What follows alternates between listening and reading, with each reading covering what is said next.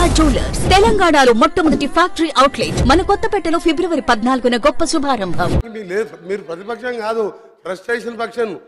అధికారం పోయింది, ఏం చేయాలి? ఆయన అంటుండు రేవంత్ రెడ్డి గారు కాదు, మన హరీష్ రావు గారు అంటున్నారు నేనే సీఎం అయితే అని. అంటే కొంచెం ప్రాబ్లం వచ్చింది అంతే వీళ్ళకి. దానికి మనం ఏం చేయలేము, ఇక దాన్ని ఎవరేం చేయలేరు. ఇక దేవుడు కూడా కాపాడలేడు. ఒక్క నిమిషం సార్, దేవుడు కూడా కాపాడలేడు వీళ్ళని, దేవుడు కూడా కాపాడలేడు. రాక రాక నలగొండకు వచ్చింది అధ్యక్ష. మన వర్షాలు లేక ఇబ్బంది పడుతున్నాం, మంచినీళ్ళు లేవు. జగన్మోహన్ రెడ్డి బిర్యానీ తినిపించిండు, రాసిచ్చిండు. వస్తా అధ్యక్ష, వస్తా వీళ్ళ ఎమ్మెల్యే అధ్యక్ష. ఎంత ఐరన్ లేక అంటే వీళ్ళ పార్టీ వస్తా పాప 38 ఏళ్ళ ఓంకువాడు సార్. ఇద్దరు చిన్నపిల్లలు మస్తెక్కి హైదరాబాద్కి కార్లలో దోసుకున్న సొమ్ముతో ర్యాలీ తీసుకొని హైదరాబాద్కి వచ్చి ఆ ఎమ్మెల్యే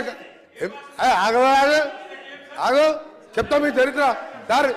కృష్ణానీలే సార్, నల్గొండల మంది లేక సార్ వీళ్ళకు. నల్గొండ ప్రజలు చీదరించిరు. నల్గొండ ప్రజలు టీఆర్ఎస్ బహిష్కరించును. హైదరాబాద్కి వెళ్ళి రౌడీల కార్లు వేస్తే సార్ ఆ ఓంకువాడు చనిపోతుంది సార్. ఓంకువాడు చనిపోయింది సార్. ఇద్దరు చిన్నపిల్లలు మొన్న నేను లేకుంటే ఓంకువాడు చనిపోతే కనీసం మా జిల్లా ఉన్న ఏకైక ఎమ్మెల్యే కానీ కేసీఆర్ గారి కేటీఆర్ గారి ఆ కుటుంబాన్ని ఆదుకుంటామని అంటలేరు సార్. ఎంత దరిద్ర రాక జిల్లాకు వచ్చి ఓ మనిషిని పొట్టలు పెట్టుకోరు. ఈయన మేనిఫెస్టో గురించి మాట్లాడుతున్నాడు సార్. ఒకటే చెప్తుంది సార్, ఈయన మేనిఫెస్టో 2001లో పార్టీ పెట్టిండు సార్. నీ దుకాణం మంత్రి గారు దుకాణం మంది సార్. ఒకటి సార్ అసలు పాయింట్కి వస్తున్నా సార్. అసలు పాయింట్కి వస్తున్నా. అరే మీ చరిత్ర చెప్తా సార్. 2001లో సార్ కేసీఆర్ గారు పార్టీ పెట్టిండు సార్. పార్టీ పెట్టినప్పుడు ఏం చెప్పిండు సార్? ఈ రాష్ట్రానికి మొదటి ముఖ్యమంత్రి దళితుడే. కేసీఆర్ మాట అంటే మాటే, ఆ మాటకి కాకుండా నా తల తీసుకుంటా అన్నాడు. తల ఉందా సార్ కేసీఆర్ది?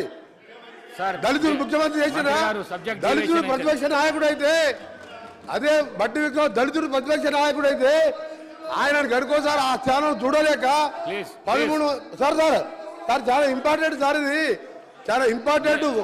మేనిఫెస్టో గురించి మాట్లాడినప్పుడు మేము మాట్లాడాలి సార్. దళితుడు ప్రతిపక్ష నాయకుడు అయితే ఓర్వలేక 13 మంది ఎమ్మెల్యేని అంగట్లో పశువులను కొన్నట్టు కొని మా దళిత ప్రతిపక్ష నాయకులు కాకుండా ఈ రోజు మేనిఫెస్టో గురించి మాట్లాడతా గడియన్ గారు. మేనిఫెస్టో టీఆర్ఎస్ పార్టీ నీ అబద్ధాల పార్టీ. మాకు చెప్పిన మేనిఫెస్టో 2 రోజులలో 2 అమలు చేసినాం, ఇంకా చేస్తాం. చెప్పని కూడా చేస్తాం. మీ దుకాణం బంద్ చేస్తాం.